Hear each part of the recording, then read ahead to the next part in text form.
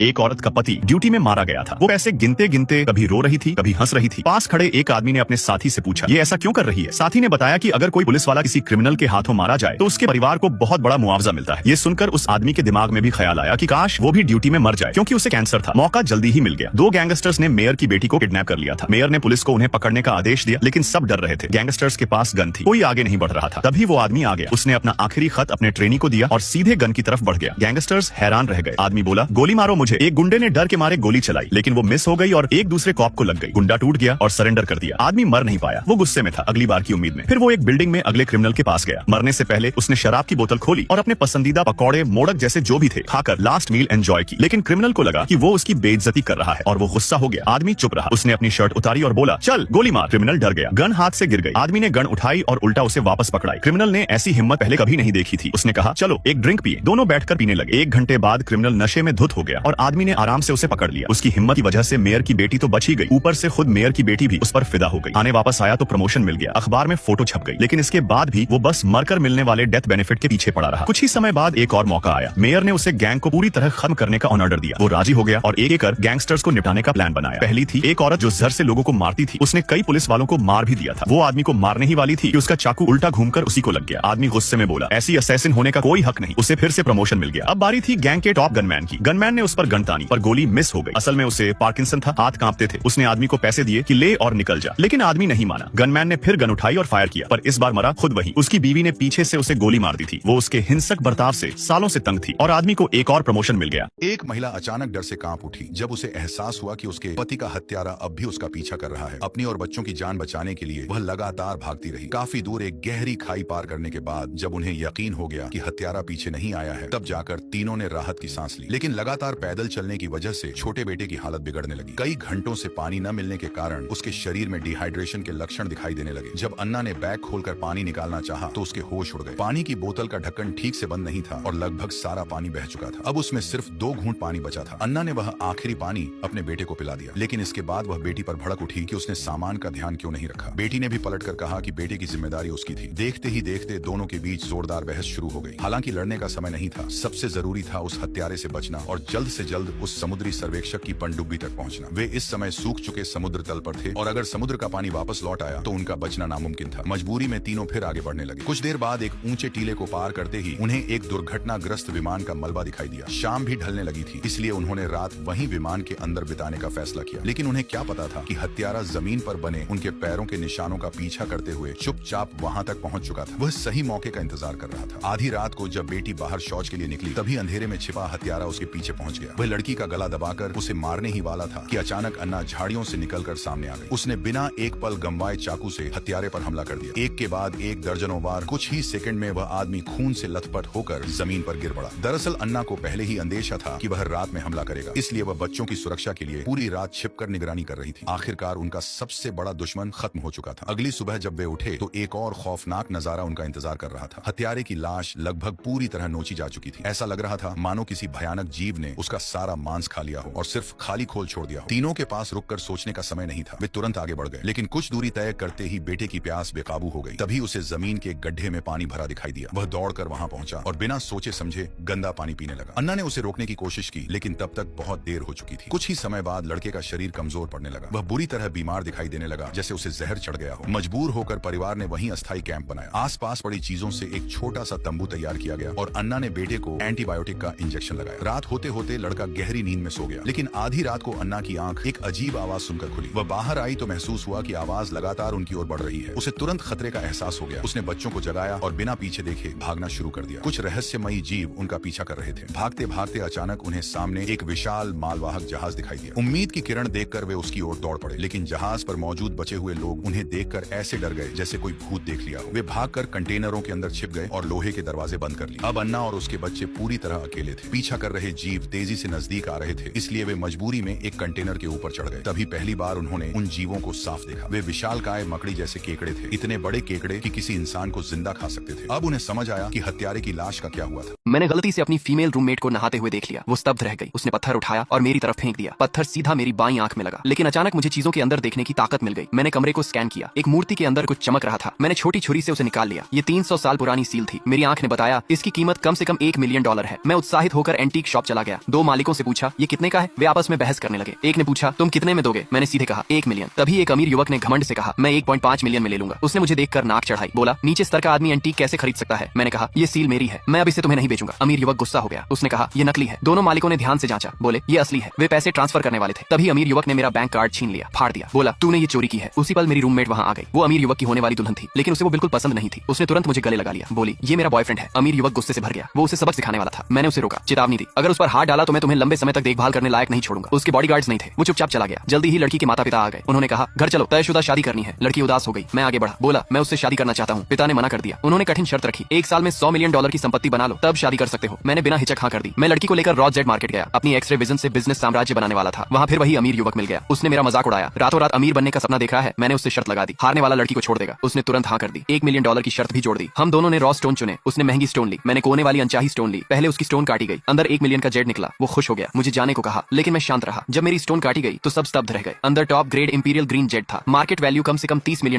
अमीर युवक टूट गया, चुपचाप चला गया। मैंने एक दिन में 30 मिलियन कमा ली। इस ताकत के साथ मुझे यकीन था जिस लड़की से मैं प्यार करता हूँ उससे जल्दी शादी कर लूंगा।